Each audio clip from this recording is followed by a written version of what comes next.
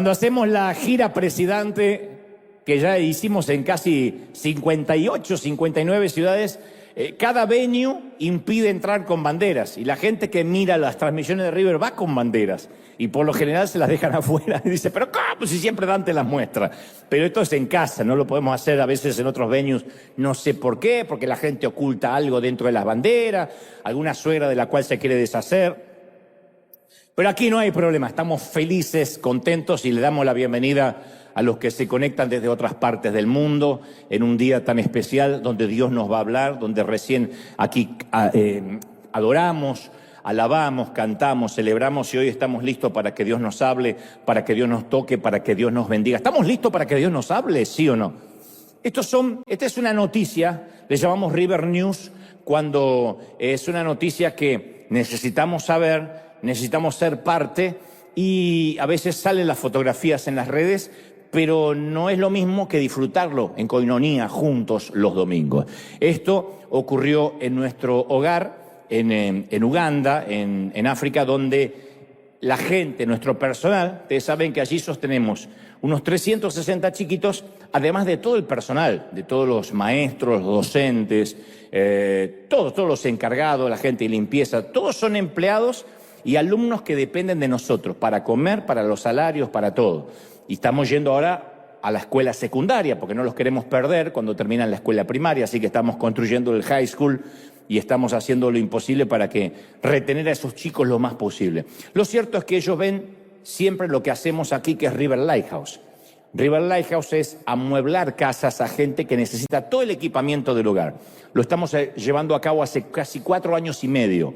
Dicho sea de paso, si hay gente aquí que dice a mí me gustaría no solo cambiar el sillón, no. Conozco una persona que está durmiendo en el piso, aquí pasa mucho en este país, o que le dan un departamento, el Estado le asigna un departamento, pero no tiene nada adentro.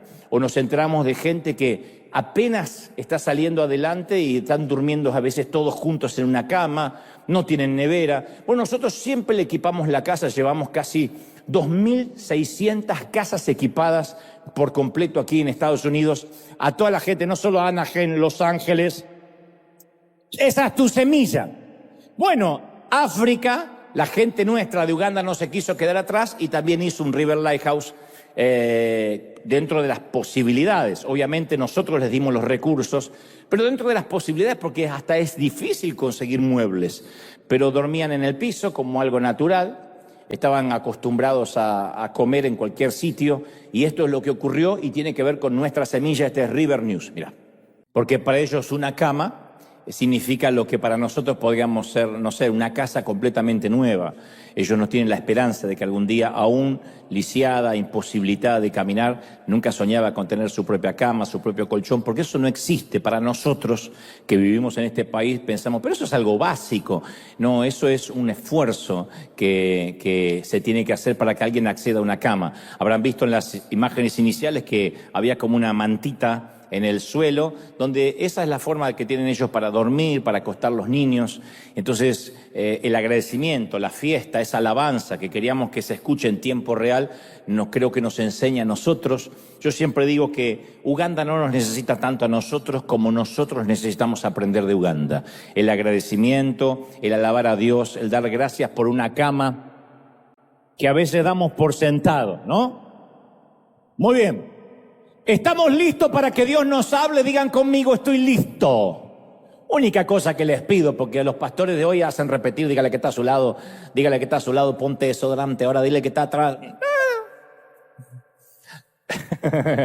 Yo lo único que les pido es que digan que están listos y ya está, y estamos listos para recibir lo que Dios nos va a hablar, lo que creo Dios ha puesto en mi corazón en esta mañana. Tarde o noche, según nos ven en otras partes del mundo. Lo cierto es que esta es una suerte de continuación de lo que Dios nos habló el domingo pasado. Sentí fuertemente de transmitir esto, no para aclarar, sino porque a veces en una hora no alcanzamos a discernir, a digerir todo lo que Dios tiene. Hace muchos años, allá por 1853, el famoso escritor de cuentos infantiles Hans Christian Andersen ilustró un fenómeno social en uno de los cuentos, en uno de sus cuentos muy famoso, muy popular, llamado El traje del emperador, o El traje nuevo del emperador. Un monarca narcisista se rodea de personas obsecuentes, lamebotas, diríamos en algunos países, que solo le dicen lo que él quiere oír. Y entonces es cuando es el escenario ideal para que aparezcan dos timadores, dos estafadores, dos vividores, testigos de la ridícula situación que vive el imperio. Se dan cuenta que es posible ganar mucho dinero con poco esfuerzo. Dicen por ahí que estos timadores tenían sangre hispana, pero eso no está confirmado. Es que nos conocemos entre nosotros. Y se presentan estos dos como los mejores sastres del mundo y se ofrecen a fabricar un fastuoso traje para el emperador. Y hacen correr el rumor que solo los más puros de corazón, los más santos, podrán ver los finos ropajes y que ese mismo traje va a ser invisible ante los ojos de los pecadores comunes. Obviamente no había tela, no había traje, pero el tema era timar a la gente y decirle: los de puro corazón podrán verlo, los que son pecadores no podrán ver el traje. Y los estafadores simulaban que confeccionaban un traje invisible. Obviamente el emperador fue el primero en no verlo. Pero si decía no estoy viendo nada, se autoproclamaba o implicaba de que él era un pecador. Como quería simular que tenía corazón puro, decía: wow, veo que han avanzado. Para no quedar como un pecador. Por fin llega el día del desfile real y el emperador se viste con su traje nuevo, invisible por cierto, inexistente en realidad. Y obviamente anuncian a los cortesanos que solo los puros de corazón podrán apreciar el traje del rey. Así que, aunque nadie ve nada, nadie, porque insisto, el traje no existe, todos empiezan a simular, por esa suerte de ignorancia pluralista, todos empiezan a simular hipócritamente que están disfrutando de ver el fastuoso ropaje del monarca. Y de repente, de entre la multitud, se oye la voz de un niño que se empieza a reír y dice: ¡el emperador está desnudo! Y todos estallan en carcajadas, porque es obvio que el emperador va desnudo en calzones. Todos lo pensaban, pero nadie se atrevía a decirlo. Le seguían la corriente solo porque a priori no tenían las agallas y la sinceridad de un niño para decir la verdad, y aparte para no exponerse como pecadores. Y así nació una lección que perdura hasta nuestros días, que la verdad nos hace libres, pero también nos puede incomodar y dejar desnudos, nos puede dejar expuestos. Y hoy yo quiero decir que luego de la pandemia, que algunos parecen olvidar, pero que ocurrió apenas hace un tiempo atrás, el legalismo, la religión evangélica en sí misma, quedó oficialmente desnuda. Particularmente el legalismo quedó oficialmente desnudo. Si diríamos en la jerga de los negocios, se le vieron los hilos a toda la incongruencia, a todo el legalismo. El domingo pasado yo prediqué vida borrada y recibí literalmente miles, Dios sabe que no exagero, porque a veces somos los cristianos evangelásticos, pero en esto no exagero, miles de testimonios de personas que fueron liberadas de la cautividad, de la culpa, y si no lo viste te lo recomiendo, Eraser, Vida Borrada. Decían, literalmente yo sentí que Dios me liberaba, que me quitaba kilos o miles de años de culpa, bueno, no sé si miles, pero miles de cargas y años de culpa, gracias a ese mensaje que fueron liberados. Y también me han escrito algunas otras personas alteradas, encolerizadas, dedicándome varios epítetos descalificativos, a los cuales ya estoy acostumbrado, ¿no? Yo he hecho hace muchos años la dicotomía de la persona y la personal, quién soy yo, y el personaje. O sea, ellos hablan del mensaje, no están hablando de mí.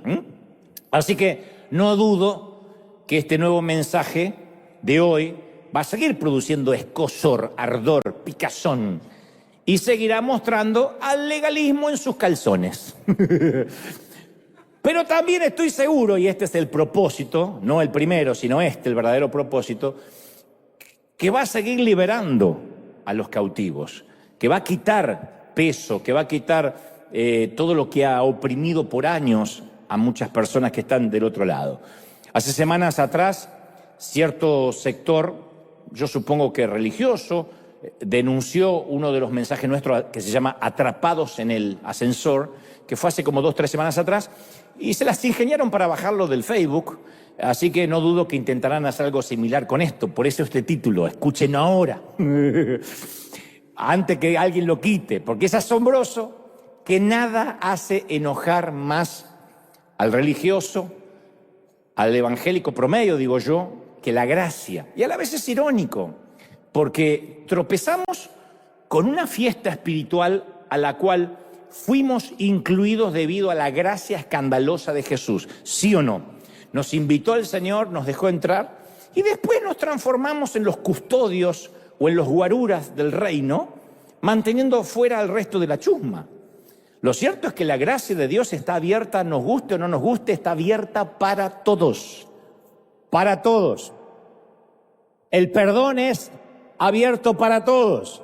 No obstante, siempre la religión sostiene, no hay lugar para ti dentro del cristianismo si es que estás divorciado, tienes tatuajes, bebes vino o cerveza, haces demasiadas preguntas, tienes un aspecto raro, fumas, bailas, no has sido lleno del Espíritu, no estás bautizado, dices malas palabras, tienes un arete en la nariz o en otro lado que no se ve, has abortado, tienes una elección sexual diferente, te gusta el sexo, eres argentino, vas al karaoke, vas a votar por Kamala Harris. Entonces, el régimen de la religión prefiere, cuando hablo de la religión es la religión organizada, prefiere siempre un evangelio marxista, bolchevique, soviético, norcoreano, castrista, comunista, que nos quiere decir cómo tenemos que vivir. Y en ocasiones, la iglesia, cuando hablo de la iglesia hablo de la gente, no del edificio, cultiva sus propios dictadores, los más graves en la historia, y los memoriosos deben recordar a Jim Jones, que mató a decenas de personas envenenándolas, un pastor, David Koresh, que los incendió. Quienes entienden demasiado bien a veces cómo se manipula el poder devienen en estas tragedias. Y otros quizás no matan a sus seguidores, pero a veces los asfixian en el alma, diciéndoles lo que pueden hacer, cómo se tienen que vestir, qué música escuchar, hasta con quiénes se tienen o se deben casar. Yo conocí congregaciones, y me consta porque he viajado mucho, donde los miembros solteros tienen que pedirle que el pastor autorice su noviazgo. O sea, el pastor le tiene que gustar la chica para el muchacho o el muchacho para la chica. O un profeta o un anciano tiene que decir, siento de Dios que ella es para ti. Después, si te salió mal, andar a reclamarle al diácono que no le va a importar. Pero es una locura. Entonces, jóvenes que están esperando, no la bendición, la autorización pastoral. Ahora, en el siglo XXI, a veces la iglesia toma prestado los instrumentos de manipulación que después fueron perfeccionando los políticos. Por eso ese mismo régimen religioso a veces implica tener muchas actividades en la iglesia, porque así se cuida la santidad o se cuida la salvación, es lo que nos dicen. Y es muy difícil, yo digo siempre, confundir nuestra vitalidad espiritual con nuestra actividad espiritual. No todos los que hacen algo para Dios están vivos. No todos los que sirven tienen una vida espiritual real. Y nosotros solemos calificar inconscientemente nuestra espiritualidad según lo que hacemos. Cuán seguido venimos a la iglesia, cuán seguido servimos en la iglesia. Hay mucha gente viéndome ahora desde distintas partes del mundo que dicen, cuando yo no sirvo me siento inútil, me siento lejos de Dios.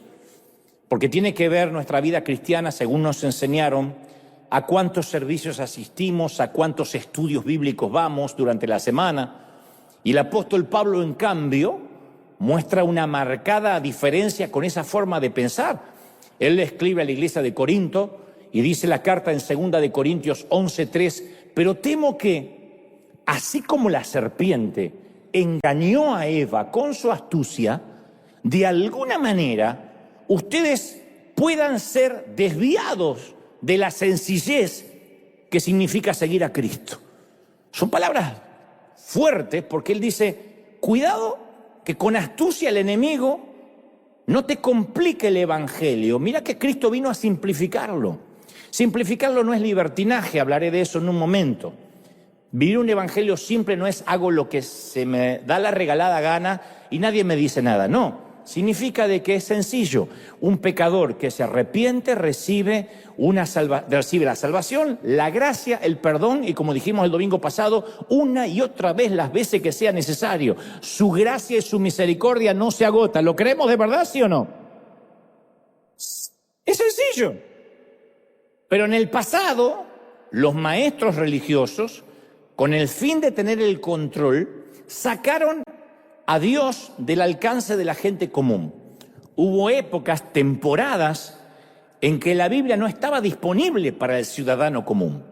Temporadas completas del siglo pasado donde la gente no accedía a la Biblia, porque los líderes de la iglesia estaban convencidos que el seguidor promedio, que la oveja promedio, no podía comprender las Escrituras sin que los verdaderos conocedores la interpretaran, que es muy parecido a lo que sucedía en muchas iglesias antes de la pandemia.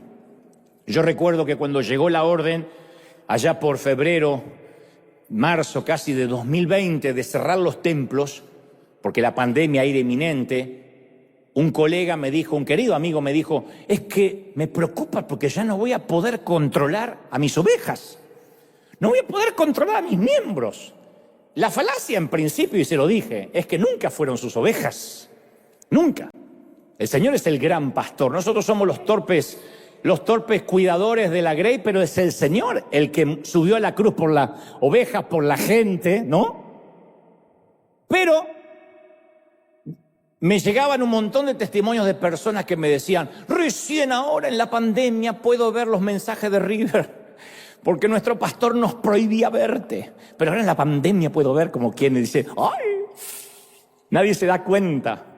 Ahora es ridículo de pensarlo, porque yo digo siempre, ¿cómo un líder, cómo un pastor va a decirle a un adulto lo que puede ver, lo que puede oír, lo que puede leer y lo que no puede ver, leer o oír? Es una locura. Pero daban por sentado que sus ovejas eran tan débiles y tan condependientes que en lugar de ofrecer una paternidad sana, ejercían una dictadura, una tiranía religiosa, un régimen totalitario en lugar de un pastorado saludable. De hecho, cuando yo publiqué este mensaje, que hoy estoy transmitiendo, el dibujo de nuestros ilustradores, fue una Biblia en forma de arma, a lo que alguien muy ingenioso escribió, es verdad, a mí me liquidaron con 3 versículos en la frente. Y otro escribió, sí, y a un amigo le dispararon con 2 versículos por la espalda. Eso ocurre cuando se usa la Biblia no para sanar, no para redarguir, no para edificar, sino para lastimar. La Biblia puede ser usada para lastimar. Ahora, yo quiero que convengamos que quienes se enojan con la escandalosa gracia no tienen malas intenciones. No es que hay villanos usados por Satanás, no. Lo que sucede, y lo voy a decir despacio, para que podamos digerirlo, y me incluyo, es que nunca están más cerca de estar equivocados como cuando están convencidos de estar en lo correcto. Lo diré otra vez. Nunca, porque por la hora yo sé, y algunos no desayunaron, cuesta, me miran con los ojitos así como Hakuna Matata. Nunca estamos más cerca de estar equivocados como cuando estamos convencidos que estamos en lo correcto. O sea, hay gente que a veces está tan segura de estar en lo correcto que no se permite el beneficio de la duda y justifica así el enojo, la segregación, el odio visceral. Porque dice, no. La Biblia los describe como sabios en su propia opinión. Cuando creemos que ya no podemos aprender nada, lo que es peor, cuando creemos que no vamos a desaprender lo mal aprendido, entonces sí estamos en una situación donde el vino nuevo no va a poder nunca entrar en nuestros odres, porque decimos, no, yo ya lo aprendí así. Sí, pero está mal, pero yo lo aprendí así. Aunque no resulte, defendemos a veces un sistema de creencias que es arcaico, fosilizado. Los líderes religiosos de la época de Jesús estaban muy seguros de estar en lo correcto. Estaban convencidos que Jesús era un rebelde que agitaba las multitudes. Ellos no tenían dudas. Su sentido de la sana doctrina hizo que el odio, la calumnia, la acusación y hasta la muerte de cruz fuera aceptable. Y en cada uno de nosotros, porque yo sé que algunos están diciendo, conozco mucha gente así, qué bien que le va a venir. En cada uno de nosotros hay un fariseo esperando crecer. Yo siempre digo, no critiques a un argentino porque todos tienen un argentino dormido adentro. Yo he visto mexicanos orgullosos, salvadoreños orgullosos, he visto chapines con pechito de paloma, lo argentino, así que no vayan a creer que el orgullo es un pecado que compró el argentino, lo tienen todos.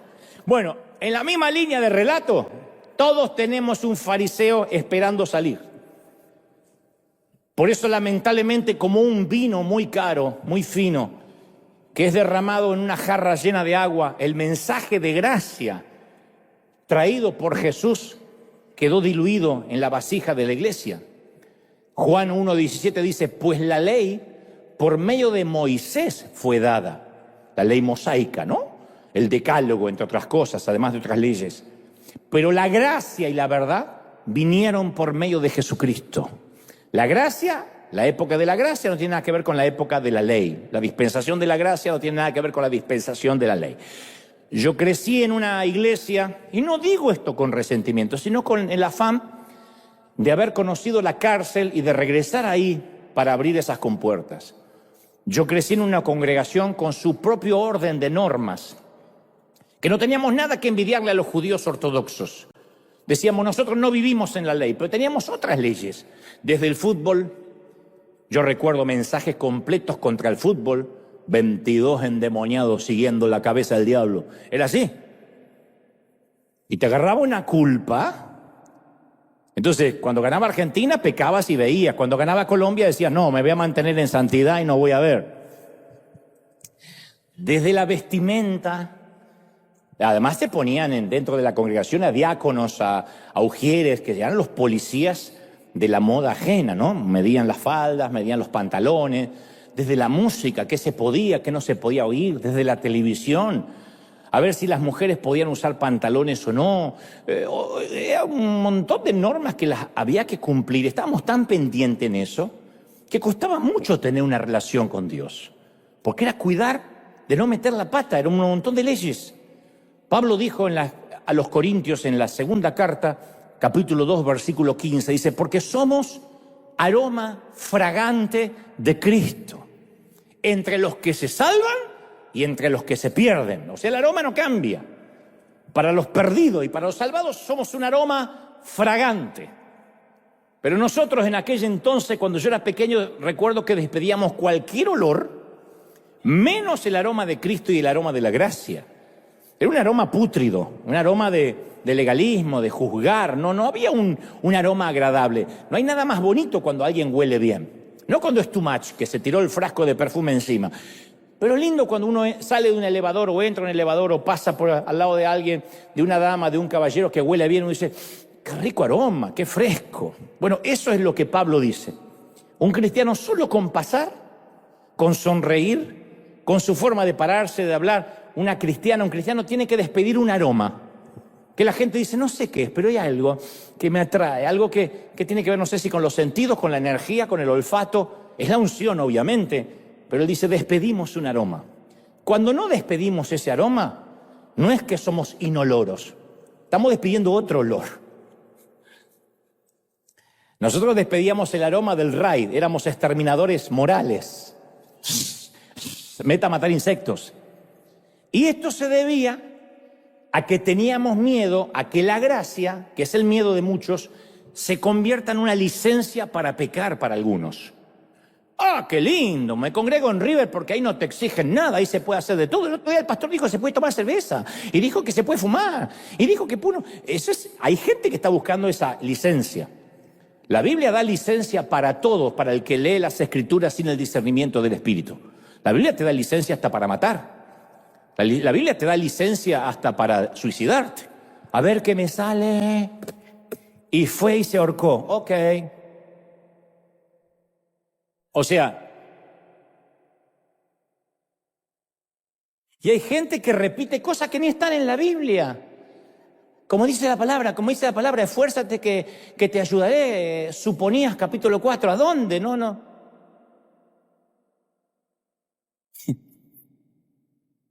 Instagramenses capítulo 5, versículos.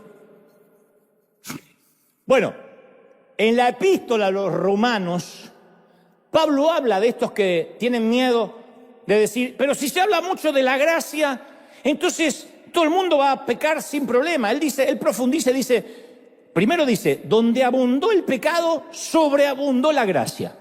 No hay pecado que supere la gracia. No hay pecado más grande que la gracia. Donde abundó el pecado, sobreabundó la gracia. ¿Estamos de acuerdo, sí o no? Pero aquí viene la cuestión. Algunos dicen, ¿para qué ser bueno si yo de antemano sé que Dios me va a perdonar? Hay gente que especula así. ¿Para qué luchar o esforzarme para ser como Dios quiere que yo sea cuando Él me acepta tal como soy? Bueno, al respecto, Pablo sabe que abrió una compuerta teológica importante, así que pregunta con franqueza en Romanos 6 y dice, ¿qué pues diremos? ¿Vamos a perseverar en el pecado para que la gracia abunde? O sea, donde abundó el pecado, sobreabunda la gracia. Correcto. Ahora, ¿esto qué significa? Hoy pequemos, total hay gracia. ¿Qué pues? Agrega Pablo. Pecaremos porque no estamos bajo la ley, sino bajo la gracia. Y él mismo se responde, porque lo que está preguntando es retórico, no está esperando una respuesta. Él mismo responde de manera explosiva y dice, de ninguna manera.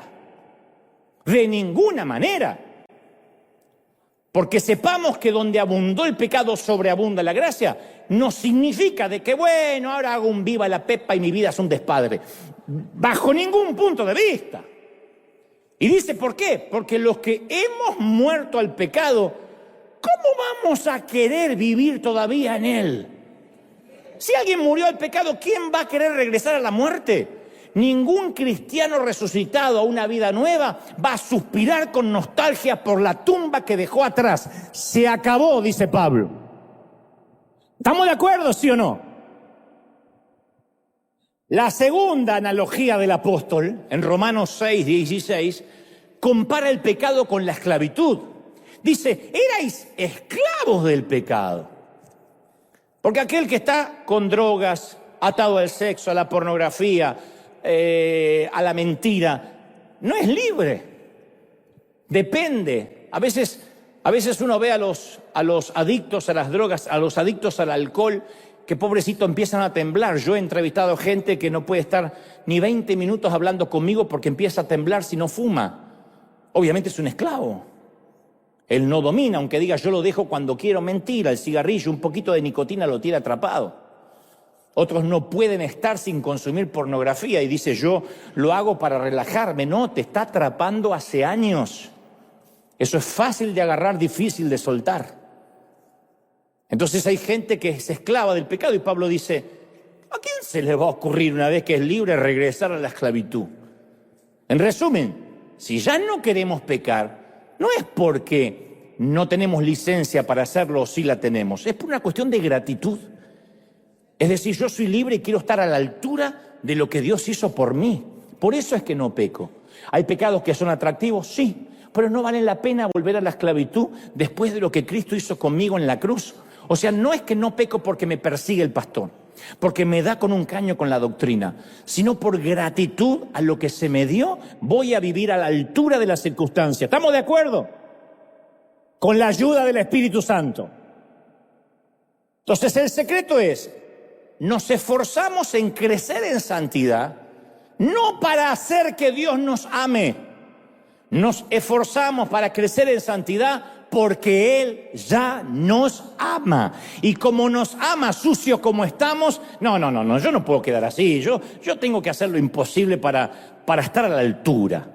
No es que si me santifico, si hago las cosas bien, Él me va a amar más o le voy a agradar más. Ya le agradas, ya Dios te ama, pero uno quiere estar a la altura. El hecho que el amor de Dios nos llegue así, escandalosamente, sin costo, Solo a través del arrepentimiento. Lo único que pide el Señor, arrepiéntete. Eso va en contra de nuestros instintos. Porque el fundamento de todas las instituciones es la falta de gracia, es la justicia. La justicia, los gobiernos, los jueces, los gobiernos, las líneas aéreas, los bancos, no pueden gestionarse sobre la base de la gracia. ¿Quién va al banco y dice, arruiné mi crédito, me darían otra tarjeta, la otra la hice tomada? Ay, sí, la gracia de Chase está sobre usted. No pasa. Se funde el banco, ¿o no? Señorita tripulante, yo tengo turista, tengo el asiento 92C, al lado del baño. ¿Me daría la oportunidad de ir adelante en primera? Bueno, pase. No va a pasar. Van a decirte atrás y te van a cerrar la cortina así en la jeta. ¿Va a ser así? La revista Fortuna hace una lista anual de las 500 personas más ricas. Es lo que le importa a la gente. Nadie sabe el nombre de las 500 más pobres. Nunca vas a ver que Fortuna dice la lista de las 500 más pobres.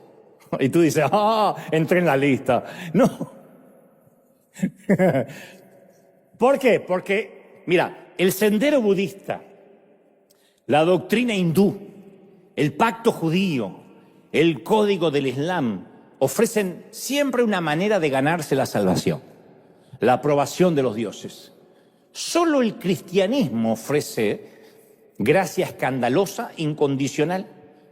Jesús describió el mundo repleto de gracia, de la gracia de Dios.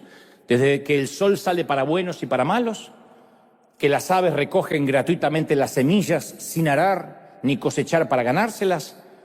Yo digo, qué distintos son esos relatos del Señor a las ideas que algunos tuvimos de niños sobre Dios. Yo siempre me imaginaba un Dios que prefería el temor, el respeto y el castigo antes que el amor, siempre. Pero después me fui dando cuenta en la vida de adulto que los brazos de Dios siempre están extendidos, solo que a nosotros nos cuesta creerlo, nos cuesta aceptarlo, y eso bloquea la gracia, no Dios. Cuando uno dice, no me lo merezco, y bueno, entonces no lo vas a merecer porque no lo quieres. El mayor ejemplo de la gracia, que no hay forma de debatirlo ni de discutirlo, a pesar de que lo han intentado los religiosos, es que uno de los últimos actos anteriores a la muerte, Jesús perdonó a un ladrón que pendía de la cruz. El ladrón nunca estudiaría la Biblia, nunca asistiría a una sinagoga o a una iglesia, nunca iba a restituir lo robado siquiera, porque si estaba por morir. Y lo más probable es que haya pedido misericordia promovido por el miedo. Sencillamente, Jesús le dijo a Jesús, Señor, recuérdame. ¿Te vas a acordar de mí? Cuando estés ahí, que yo estuve a tu lado. Y Jesús le dice, hoy mismo vas a estar conmigo en el paraíso. Yo pienso que dijeron todo, ¿a ese? Porque Jesús puede ser que esté colgado inocentemente, pero el otro es un delincuente que todos conocíamos, que celebramos cuando lo apresaron. Es otro sorprendente suceso que nos recuerda que la gracia no depende de lo que nosotros hayamos hecho por Dios, sino de lo que Él hizo por nosotros. ¿Cuántos reciben esta palabra sanadora? ¿Lo recibe, sí o no? Ahora, pregúntale a cualquier evangélico común qué debe hacer para llegar al cielo y la mayoría te va a contestar, y guardar la santidad. Pero los relatos contradicen esta respuesta. Porque Dios acepta en su casa a todo aquel que se le acerque. Usted dice, pero no puede ser tan fácil. Así. Todo lo que debemos hacer es gritar, ¡auxilio! E inmediatamente tenemos al padre que viene corriendo hacia el hijo, que lo dilapidó todo como el hijo pródigo. Insisto, no estoy abaratando el evangelio, es el evangelio. Por eso se llama buenas nuevas, buenas noticias. Aquel que diga, Señor, te necesito. Y nos consta de gente que ha sido mala toda su vida. Y en los últimos minutos en la ambulancia o antes del infarto, durante el infarto, han dicho, Señor. Y eso hace que la misericordia de Dios venga sobre él. ¿Será? Aunque nunca se congregó. Entonces no tendría que estar el ladrón en el cielo en este momento, el que fue crucificado. Si no hay perdón para ese que se arrepiente en el último segundo, entonces hay que echar al ladrón del cielo. El Señor dice, la gracia es abundante para todos. La gracia es abundante para ti. Y yo sé que hay gente diciendo, no, es que yo la fregué. La gracia, si hubo perdón para el ladrón en la cruz, hay gracia para ti todavía hoy. ¿Lo crees de verdad? ¿Sí o no? Mira, Jesús relató otra parábola, que es más ofensiva, más discriminatoria, elitista, ridícula y que causa mucho enojo hasta el día de hoy. La habrán escuchado muchas veces, te la voy a repetir. Una mañana temprano, el dueño de un campo le dice a su capataz que contrate a algunos hombres para trabajar en su viñedo y conviene un precio, un denario. A medida, vamos a suponer que son el día $100, el tipo podía pagar eso. A medida que el día va pasando, contrata más trabajadores, prometiéndoles lo mismo, ser justo con la paga. Contrata trabajadores a las 9 de la mañana, al mediodía, a las 3, y contrata gente que estaba en la plaza desempleada a las 5 de la tarde, dice el Señor. Al final de ese día, no pasó otro día, el capataz, siguiendo las instrucciones del dueño del campo, le paga a los trabajadores por orden, comenzando por los últimos en ser contratados. Los que vinieron a las 5 de la tarde, que habrán trabajado, ¿qué? Hasta las 6, 1 hora. Los que llegaron tarde, que habían trabajado 1 hora, recibieron un denario. Los que trabajaron más tiempo pensaron que ellos iban a recibir más. Si estos vagos parásitos trabajaron 1 hora y le están pagando $100 a nosotros, en vez de los 100 que nos dijeron, seguro que nos va a dar mínimo 800. No fue así. Todos recibieron la misma paga, tal como estaba convenido. No tenía un desfase hormonal el patrón. Tal como convino con todos, no importa cuánto trabajaron. Al día de hoy, a ese dueño del campo le harían una demanda laboral, lo agarra la unión, lo liquida. Para otras partes del mundo le digo que es un sindicato. Al día de hoy un sindicato lo demanda. Este tipo estaría fuera de una sociedad democrática. Porque nosotros creemos ¿en qué? En la igualdad, en la justicia, en el derecho a recibir una paga equitativa, ¿sí o no? ¿Quién se deja explotar acá? Bueno, vinieron justo los explotados, pero yo sé que no. Tenemos leyes que nos protegen de empleadores arbitrarios, caprichosos e injustos, como el tipo este de la parábola. Hay leyes que nos protegen de este tipo de chupasangres. Lo que es todavía más perturbador en la historia es cómo explica Jesús esta parábola. Dice que el reino de Dios es como esto. ¿De verdad? Así es el reino de Dios, Sí. No, minuto. Porque si hay un atributo de Dios en el que podemos confiar de manera inequívoca, es la justicia de Dios. Siempre decimos, ¿dónde está la justicia de Dios? Oh, Dios no es el eterno monitor de la justicia. La vida puede que no sea justa, pero caramba, Dios sí lo es. Pero de acuerdo a esta parábola, parece que en cuanto a la gracia no es justo. ¿Generoso? Sí. ¿Justo? No. ¿Equitativo? No. Esta es una historia muy injusta. Y Jesús nos da advertencia suficiente de que el reino de los cielos es muy injusto. Los últimos serán primeros.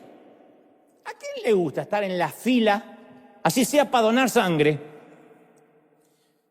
Y viene alguien, buena, y se te cuela. ¿A cuánto le sale el demonio de adentro? ¡Ey! ¡Estoy de las 6 de la mañana! ¿Y qué dice el Señor? Los últimos serán primeros.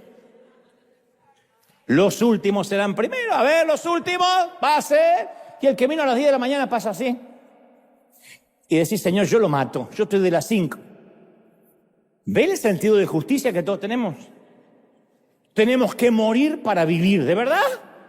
A nosotros nos dijeron que hay que sobrevivir, que el más fuerte es el que es la ley del gallinero, el de más arriba ensucia al de más abajo. Si alguno nunca vio un gallinero y cómo duermen las gallinas, interiorícense. Pero está claro que el amor de Jesús es arbitrario, es parcial. causa perplejidad, es chocante, es injusto, ofende a los que van por la vida exigiendo justicia. Si nosotros hubiésemos comenzado a trabajar al amanecer, nos hubiésemos resentido, y con razón, con los que trabajaron 1 hora y cobraron lo mismo que nosotros. Está bien, si los quiere contratar, que los contrate, pero que no le pague lo mismo que a mí. Porque amar a todos suena lindo, siempre que ese amor no contradiga nuestro sentido de justicia. El amor de Dios puede ser muy injusto, y lo agradecemos, Señor, gracias porque injustamente me amaste. Pero cuando esa misma injusticia incluye a otros, ahí nos molestamos. O la gracia fue buena para nosotros, pero después cuando la gracia es para otro, que no nos gusta cómo usa su cabello, ahí nos molestamos. Y es significativo que la mayoría de los cristianos se identifican más en esta parábola con los obreros de la primera hora de todo el día, en lugar de identificarse con los que fueron añadidos al final de la jornada. Yo he oído este mensaje predicar tantos años y siempre han dicho, los que estamos desde la primera hora, los veteranos, los que hemos sufrido, a veces no entendemos a los de la última hora. ¿Por qué la mayoría se identifica con los de la primera hora si todos somos los de la última? Por misericordia y por gracia estamos donde estamos. Y la gracia nos alcanzó a las 5 de la tarde.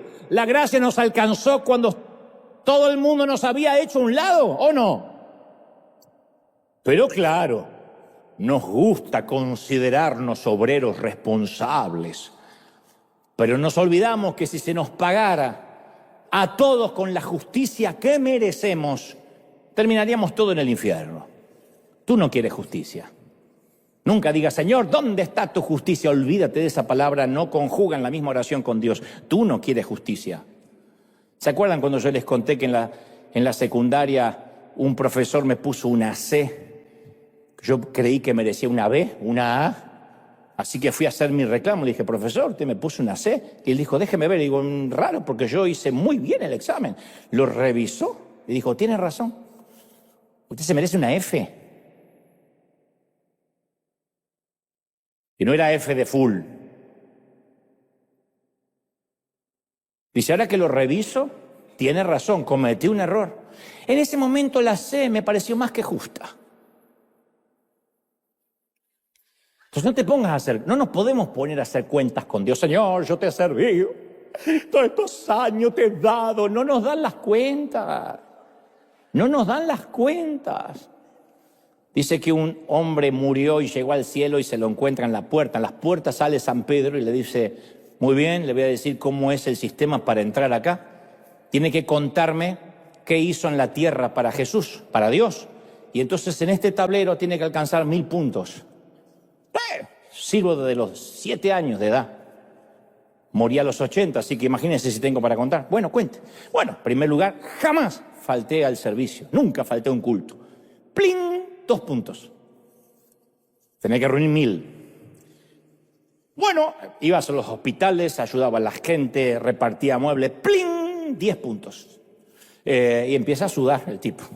Bueno, ahora que me acuerdo, yo nunca fui envidioso, siempre ayudé, siempre tomé la Santa Cena, ¡pling! 13 puntos. Y empieza a sudar y a preocuparse, porque había contado ya lo mejor que tenía, iban 13 puntos. San Pedro dice, más, mi hijo, más. Y él dice, pero esto es una locura. Yo serví tantos años y recién 13 puntos, ¿quién va a entrar acá? Una locura, a menos que entre por misericordia de Dios, ¡pling! 1000 puntos, ¿entendiste pasar?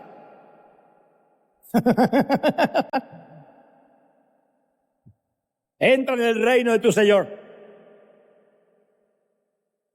Pero tristemente el término espiritual suele ser utilizado por nosotros para describir a personas que leen la Biblia todo el día, que nunca se enojan, que viven orando, que viven ayunando. Decimos, qué espiritual que es esa persona. Lo que hizo que Jesús terminara en una cruz fue su idea disparatada que la gente común, corriente, rota, quebrada y arruinada también podía ser santa. Lo que enloqueció a los enemigos de Jesús fue la aceptación de Cristo, de que la gente imperfecta y rota podía ser santa. Esa fue la implicación chocante del ministerio de Jesús, que cualquiera podía ser espiritual. Hace unos días alguien me escribió Debo reconocer que tu prédica estuvo buena, Dante, pero me choca que Dios use un tipo como tú. Porque no reflejas la sana doctrina. Lástima, eres un buen orador, pero no reflejas la sana doctrina. ¿Quién sabe por qué no la reflejo, no? Pero siempre hay gente que no le importa que el ciego vea si fue sanado en sábado. Es escandaloso a quien Dios decide usar cuando se supone que hay mejores que podría usar.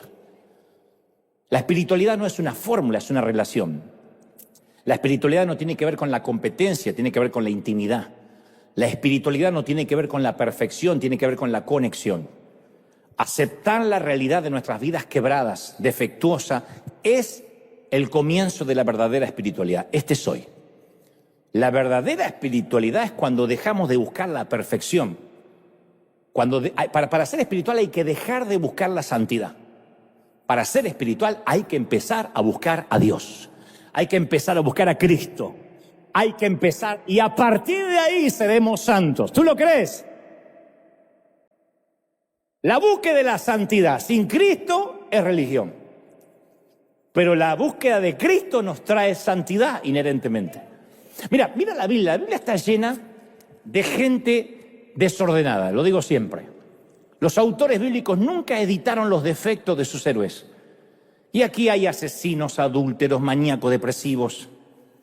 En un momento eran amables, santos, al momento siguiente eran tiranos, inseguros, mentalmente inestables, descreídos, arteros, taimados, maliciosos, rencorosos, argentinos. Y los personajes del Nuevo Testamento no eran mejores, ¿eh? Primero los que andaba Jesús, prostitutas, recaudadores de impuestos, adúlteros, personas con problemas mentales, gentuza y perdedores de todas las clases. Y sus discípulos, siempre haciendo trampa entre ellos, sospechaban uno del otro, acusadores impulsivos, egoístas, haraganes, desleales. Entonces nos apartamos de la verdadera vida espiritual cuando nos negamos en ir a Dios tal como somos. Y decidimos esperar a ser santos para recién acudir a Dios. Ese es el problema. Porque así nos dicen, ¿cuántas veces nos dijeron, así Dios no te puede usar? Uy, qué frase, esa es muy parecida a algo habrás hecho. Algo habrás hecho a mí no me pegó tanto como así Dios no te puede usar. Tienes que arreglar tu vida porque así Dios no te puede usar. Ni siquiera puedes tomar Santa Cena, ¿eh? Hay gente que la tomó así, se le atragantó el pan acá, la tuvieron que sacar, muerte. Así Dios no te puede usar. Entonces uno se autosantificaba para que Dios te pudiera usar. Y algunos de nosotros creemos que hasta que no elijamos la correcta manera de vivir, no vamos a ser elegidos. Hasta que no ordenemos el desorden, Jesús no va a querer tener nada que ver con nosotros. Pero es justamente lo opuesto. Hasta que no reconozcamos que somos un desorden, Jesús no va a tener nada que ver con nosotros. Una vez que reconozcamos lo poco dignos que somos, lo poco atractivos que somos, lo perdidos que estamos, es cuando Jesús se va a acercar a nosotros para bendecirnos, para santificarnos. Ama a los rotos. Alguien tiene que decir amén. Toda la palabra dice que Jesús ama a los perdidos, prefiere a los perdidos más que a los encontrados. Dejó las 99 para buscar esa una. A los perdedores antes que los ganadores. Samuel, no te confundas. Yo no miro lo que la gente mira. Yo veo el corazón, yo miro el corazón. A los rotos en lugar de los enteros. A los desordenados antes que los ordenados. A los discapacitados antes que los capaces. Por eso Jesús dedicó sus ataques más fuertes a los religiosos. Les dijo serpientes, raza de víboras. Mira qué linda prédica, raza de víboras. Necios, hipócritas, ciegos guiando ciegos, que ambos caerán al hoyo, sepulcros pintados, blanqueados. Esto va para el que dice, ay, así no hablaría Jesús. Los que creen que Jesús habla así como un hombre amanerado, bienaventurados los pobres.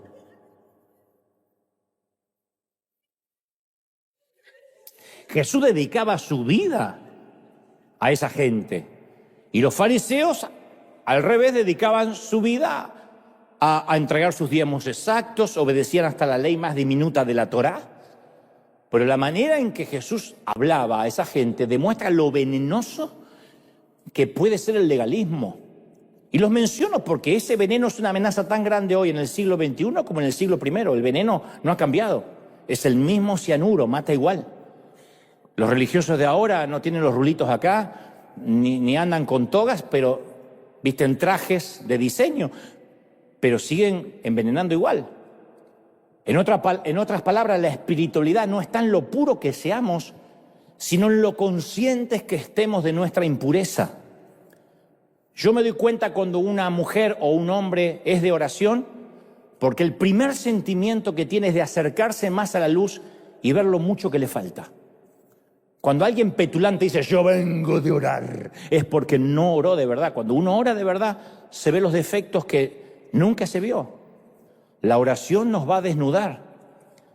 Cuando uno dice, Señor, escudriñame, es una excavación arqueológica que nos va a doler. No te va a gustar lo que encuentres y lo que el Señor te muestre que hay ahí. Lo más probable es que toda la vida nos hayamos pasado barriendo mugre debajo del tapete, ocultando cosas en el closet y cuando no hay lugar en el garage. Pero cuando decimos, Señor, empiezo y quiero una limpieza profunda, a sacar basura. Y tú que pensabas que eras perfecto, que asistías a la iglesia, que servías a Dios, dice, voy a mostrar celos en tu corazón. Y hay envidia y hay mucha lujuria escondida. ¡Ay, yo! Sí. Ahora, ¿por qué el Señor saca esa mugre? ¿Para que nos sintamos acusados? No. Porque esa conciencia lleva al arrepentimiento y el arrepentimiento es el password, es la contraseña que abre las compuertas de la gracia. Para sentirnos perdonados uno tiene que decir, este soy, escudriñame aún, como dijo David, en los pecados que me son ocultos, aún los que pequé sin darme cuenta. El legalismo es un pecado sutil porque nadie se considera legalista, nadie. Fíjate que los religiosos que pidieron ejecutar a Jesús se aseguraron que la crucifixión no fuera en el día de reposo. O sea que el crimen más grande, el crimen perpetrado más grande de la historia, cumplió un estricto legalismo. Uno dijo, matamos a Jesús, sí, pero qué bueno que no fue en sábado. Lo asesinamos, pero gracias a Dios con la sana doctrina. Eso es como que los que usan la Biblia para asesinar, que decía alguien, ¿no? 2 versículos en la frente, cae el otro. Lo matamos. Ajá, ese no pisa más la iglesia. Pero con la palabra. Es lo mismo. El Señor dijo en Mateo 23, guardaos de la levadura de los fariseos, que es la hipocresía. La levadura leuda, permea la masa. Es la hipocresía, dijo el Señor. No hagáis conforme a sus obras, porque dicen y no hacen. Entonces la gracia puede cubrir cualquier pecado, incluyendo el asesinato, la infidelidad, la traición y el beso a la suegra. Cualquiera. Pero por definición, etimológica, por definición la gracia puede ser recibida únicamente a través del arrepentimiento. El que no se arrepiente no tiene gracia. Y el arrepentimiento debe ser genuino. No, peco y no me importa. No, tiene que ser un arrepentimiento de verdad. Y la hipocresía no nos permite arrepentirnos. Mira, hay 2 clases de personas culpables. 2 clases de culpables. Los culpables que reconocen sus pecados y los culpables que no reconocen sus pecados. Y estos 2 grupos se encuentran en la escena cuando los fariseos arrastran a una mujer semidesnuda, envuelta en una sábana para que apenas se tape sus partes pudendas, con los cabellos mojados allí en el medio de la plaza. La mujer atrapada en el mismo acto sexual de adulterio. Por supuesto que para el adulterio hacen falta 2, a menos que esté adulterando sola. Pero ahí está la mujer sola delante de Jesús. Yo presumo que ella es la carnada para atrapar a Jesús. Y cada vez me convenzo más que seguramente la atraparon en la cama con un fariseo. Dijeron, tenemos que atrapar a Jesús que no sepa qué decir. ¿Quién hace el sacrificio de acostarse con la mujer del otro? Y uno dice, bueno, si no queda otra, hermano, yo voy a servir. Porque no entiendo por qué lo estaban cubriendo al tipo. Tendría que estar la mujer y el tipo ahí. Pero al tipo lo están cubriendo. Aparece la mujer sola. Y siempre dimos dos categorías de gente en este drama, la mujer culpable y los profesionales de la religión, ¿correcto? Cuando Jesús habla, destruye a una de esas categorías. Él dice, el que de ustedes esté sin pecado, vamos, que sea el primero y la reviente con un piedrazo. Jesús reemplaza las dos categorías que se daban por seguras, santos y pecadores. Los santos allí y la pecadora en el medio. Pero él él las reemplaza por dos categorías diferentes. Pecadores que lo admiten y pecadores que lo niegan. La mujer sorprendida en adulterio no tuvo más remedio que admitir su culpa. Sorprendido o no, ahí está. Los fariseos negaban y reprimían su culpa, pero eran igual que ella. Lo que pasa es que la mujer estaba ahí y las manos lo único que hacía era agarrarse la sábana. Ellos, los fariseos, necesitaban tener las manos vacías para recibir la gracia, pero como cargaban piedras no podían recibir. Si cargas piedras no recibes gracia. Y yo te confieso con sinceridad brutal, yo me identifico más con los acusadores que con la acusada. Niego mucho más de aquello que confieso. Y yo me pregunto si cuando aquellos maestros de la ley eran jóvenes, comenzaron con buenas intenciones, amando servir a la gente, no lo dudo. Nadie dice, voy a ser un legalista a partir de mañana. Pero con el tiempo algo les pasó, como a mí, como a ti. Todo lo que aprendimos de las Escrituras nos va llenando de orgullo. Todos los esfuerzos por guardar la doctrina a veces nos llenan de desdén, de desidia, por los que son menos santos que nosotros, o por lo menos lo creemos. Todos los dones que Dios nos da nos van llenando de intolerancia hacia los más débiles. Y a veces nos volvemos esclavos de un corazón insensible. Y lo irónico, digo siempre, es que los pecados del espíritu, lo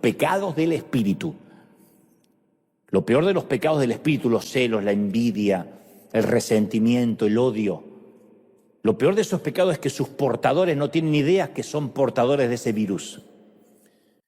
Como en teoría guardan la doctrina, son pecadores asintomáticos. No tienen idea que están enfermos y que contagian. Porque al menos con los pecados de la carne la persona sabe que se metió en lío, ¿no? Pero con los pecados del espíritu es posible que la persona ni se entere que está en pecado. Por eso si no va a orar de verdad, no descubre la mugre que tiene. Y todo lo que hace es caminar con una piedra en la mano. Yo a veces me pregunto, ¿por qué las iglesias producirán tantos apedreadores? ¿Por qué no despedimos la fragancia del Espíritu, como dijo Pablo? ¿Por qué despedimos piedra? No sé. Los hijos de alguien hacen algo insensato, recogemos una piedra. El matrimonio de alguien no funciona, recogemos una piedra. El ministro de música escoge la canción equivocada, una piedra. Una dama muestra un poco sus hombros, otra piedrota. ¿Cómo serían nuestras iglesias si no hubiera nadie dispuesto a recoger una piedra? Dicho esto, en este relato la mujer pecadora es la más cercana al corazón de Jesús. De hecho, solo podemos avanzar en el reino si somos como ella, temblorosos, humillados, sin excusas, con las palmas de nuestras manos sin piedras, rendidos, desnudos. El término para este acto es arrepentimiento.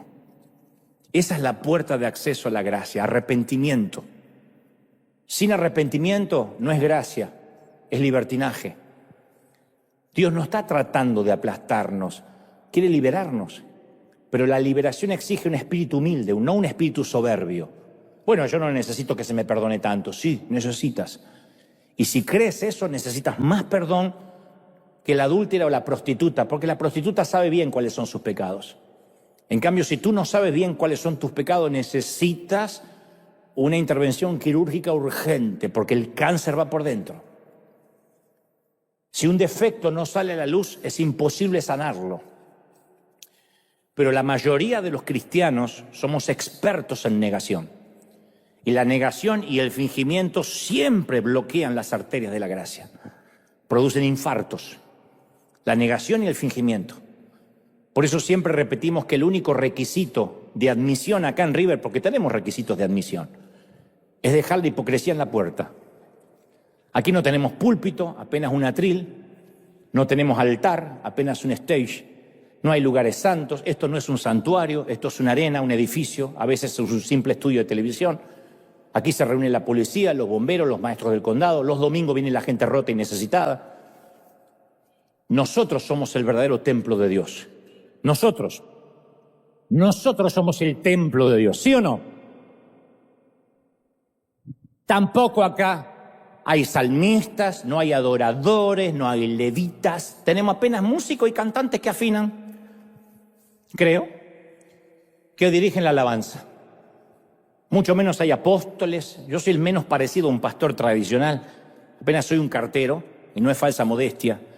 Pero nos gusta usar un léxico religioso que nos haga sentir parte de un club elitista, exclusivo.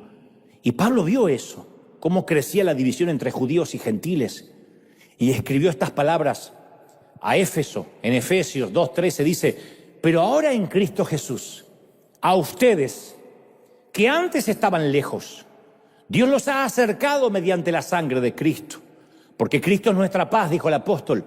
Los dos pueblos, gentiles y judíos, ha hecho Dios de ellos uno solo, derribando mediante su sacrificio el muro de enemistad que nos separaba, pues anuló la ley con sus mandamientos y requisitos. Eso lo hizo Cristo para crear en sí mismo de los dos pueblos una nueva familia, una raza completamente nueva, al hacer la paz, a reconciliar con Dios a ambos en un solo cuerpo. Vamos, celebra mediante la cruz a la que dio muerte. Él vino y proclamó a ustedes, los que estaban lejos, y paz a los que estaban cerca. Pues por medio de él, termina Pablo diciendo, tenemos acceso al Padre en un mismo espíritu. Por medio de él tenemos acceso. Alguien tiene que celebrar eso, ¿sí o no? Ahora, el mundo quiere que nos segreguemos, que nos aislemos, que odiemos. Pero digo siempre, la cruz es una asesina de barreras. La cruz es una creadora de puentes.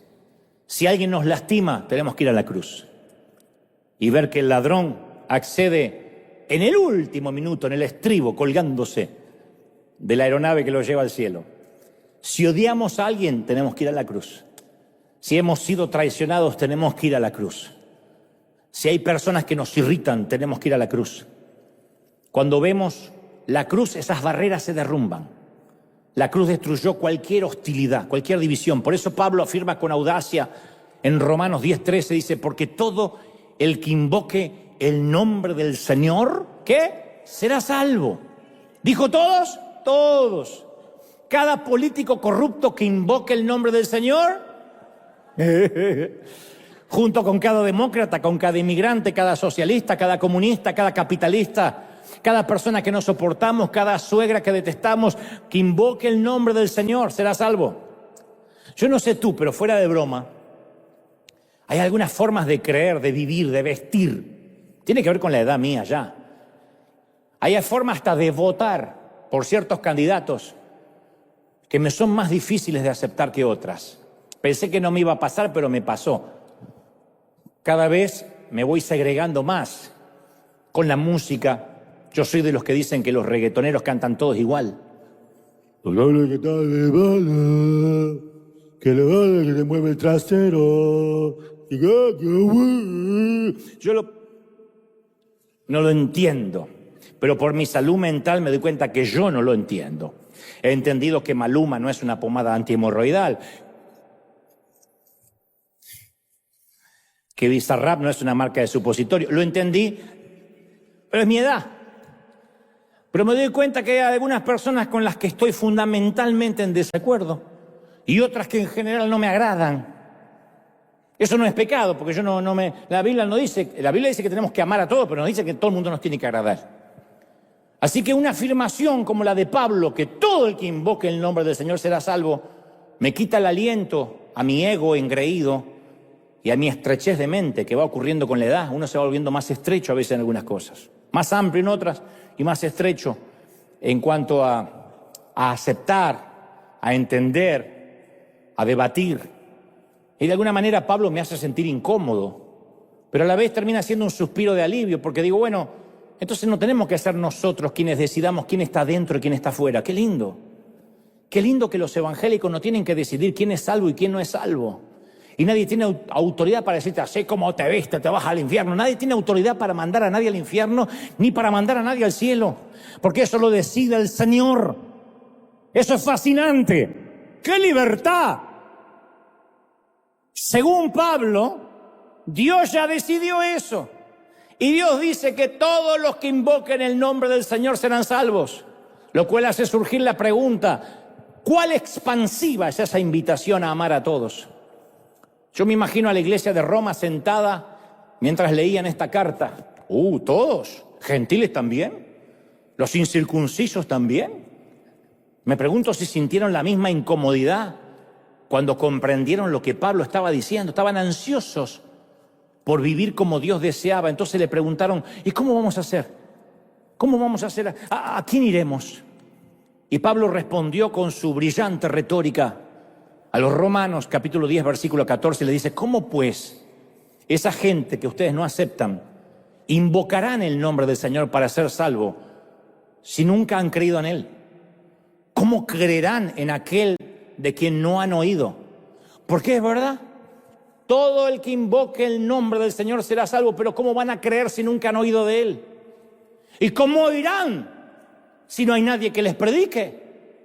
Si nadie va a las maras, si nadie va a los artistas, si nadie va a los que tienen una elección sexual diferente, si nadie va a los sinvergüenzas, si nadie se mete en la política corrupta, ¿cómo creerán? ¿Y cómo predicarán si no fueran enviados? Pablo estaba diciendo en esencia, si queremos ver a toda persona invocar el nombre del Señor, gente, tenemos que ir. Hay que ensuciarse con el alma de la gente. Hay que meterse, hay que revolver basura. Hay que caminar entre los basurales.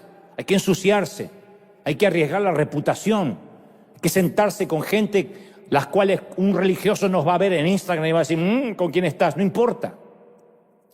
Yo quiero cerrar con dos historias pequeñas, dos joyas de la corona que revelan la necesidad de gracia. La primera cortita, la segunda también, pero la primera tal vez un poco más risueña, es un padre español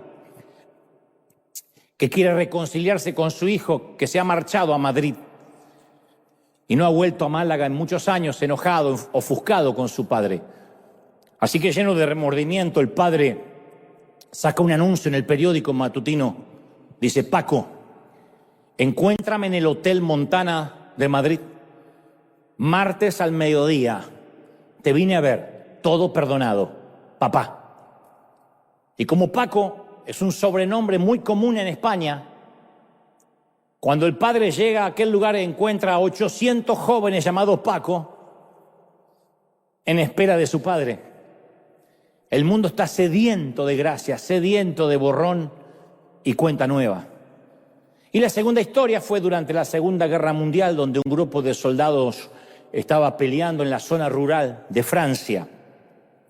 Y durante una batalla muy intensa, uno de los soldados americanos perdió la vida y sus camaradas no querían dejar su cuerpo en el campo de batalla y decidieron darle una sepultura cristiana, una sepultura protestante. Recordaron que había una iglesia a unos pocos kilómetros, una iglesia católica, a pocos kilómetros de la línea de frente, cuyo predio incluía un cementerio rodeado de una cerca blanca. Así que después de recibir permiso de sus superiores para llevar el cuerpo de su amigo al cementerio, salieron en busca de la capilla, donde llegaron poco antes de la puesta de sol. Un viejo sacerdote respondió cuando golpearon la puerta y ellos dijeron, nuestro amigo ha muerto en combate y queríamos enterrar su cuerpo en una iglesia. El sacerdote dijo, lo siento, pero aquí solo podemos enterrar a los que tienen la misma fe. ¿Él era católico? No. I'm so sorry. Agotados después de muchos meses de guerra, los soldados se dieron vuelta para irse, pero el viejo sacerdote los llamó y dijo, si quiere pueden enterrarlo fuera de la cerca. No dentro, fuera de la cerca blanca. Y exhaustos, los soldados cavaron una tumba y enterraron a su amigo fuera de la cerca. Terminaron cuando había caído la noche y a la mañana siguiente se le ordenó a toda la unidad de infantería que continuara y el grupo corrió otra vez hacia la iglesia para darle un último adiós a su amigo. Y cuando llegaron no encontraron la tumba. Cansados y confundidos, golpearon la puerta de la iglesia y le preguntaron al anciano sacerdote si sabían dónde había enterrado a su amigo, porque dice, estaba oscura noche, estábamos cansados y estoy seguro que nos desorientamos. Y una sonrisa cruzó el rostro del viejo sacerdote y dijo, anoche, cuando ustedes se fueron, yo no podía dormir. Así que me levanté temprano esta mañana y cambié de lugar la cerca para que vuestro amigo quedara dentro. Jesús hizo más que cambiar de lugar la cerca. Él la derrumbó para siempre. La rompió para siempre. No hay cerca. Por eso, no es de extrañar que se pongan nerviosos los fariseos por hacer que los indignos quedaran dentro. Ese es el problema. Jesús dijo, los indignos están dentro del reino. A los constructores de cercas, a los constructores de muros, no les gusta que se las destruyan. Les encanta decir, hasta aquí. Pero Dios está decidido a que surja la rebelión del evangelio simple, que vuelva el evangelio simple. Subversivos, que miremos con ojos nuevos a Jesús. A los que defienden la dictadura no les agrada que venga Jesús y les diga, el legalismo, vuestro legalismo está en calzones. La religión está desnuda. Pero el Señor sigue ofreciendo su escandalosa gracia a los que nos aferramos a Él. ¿Cuántos dicen, ese es mi Dios? ¡Aleluya! Oh, vamos a celebrar, vamos a celebrar. Yo siento ganas de aplaudir, vamos a celebrar, aplaudir al Señor. Vamos a celebrar la cruz. Vamos a celebrar la resurrección. ¡Bendito eres! Vamos a celebrar esta mañana, gente. Vamos, vamos, vamos, vamos, celebra conmigo. Celebra, celebra la cruz. Celebra que la cerca ha sido destruida. Bendito. Aleluya. Todo perdonado, papá. Todo perdonado, hija, papá. Levanta tus manos al cielo conmigo, por favor. Dice el Señor que te diga, aunque no te llamas Paco, no importa si eres varón o mujer, todo perdonado, dice papá, todo perdonado, borrón y cuenta nueva. Recibe, recibe, recibe. Recibe, recibe, recibe, recibe, recibe esta gracia. Dile, Señor, aquí estoy arrepentido. ¿Recuerdas el password? ¿Recuerdas la contraseña? Arrepentimiento. Dile al Señor que lo sientes. Dile que te arrepientes de corazón. Llora delante del Señor. Deja que el Espíritu Santo te contriste. Que el Espíritu Santo te redarguya. No te quiere destruir, no te quiere aplastar. Lo que estás sintiendo no es culpa. Es diferente la culpa. Eso es remordimiento. Lo que estás sintiendo es arrepentimiento. Señor, me arrepiento. Dile al Señor que quieres volver a empezar. No importa cuánto hace que hayas aceptado al Señor en tu corazón. Dile, yo quiero volver a empezar. Dile, Señor, yo quiero volver a empezar. Estamos siendo libres. Hoy estamos siendo libres. La libertad trae esto, arrepentimiento. Nunca la gracia trajo libertinaje. ¿Acaso pecaremos, dijo Pablo, para que sobreabunde la gracia? De ninguna manera. ¿Quién quiere volver a la esclavitud? ¿Quién añora la tumba? Pero aquellos que hemos sido rescatados, levantemos la mano y digamos, Señor, llénanos hoy. Vamos, todos, todos, todos, todos. Los que tengan el bautismo del Espíritu comiencen a interceder como el Señor les da ahora. Sea de donde sea que Dios te haya traído, recibe, recibe, recibe esta gracia. Recibe esta gracia. Recíbela. Más, más, más. Dulce Espíritu de Dios. Levanta las manos conmigo y dile, Señor, estoy recibiendo este perdón ahora. Vengo a ti tal como soy. Vamos, vamos, vamos, vamos. Todos orando, todos, todos, todos, todos. ¡Aleluya!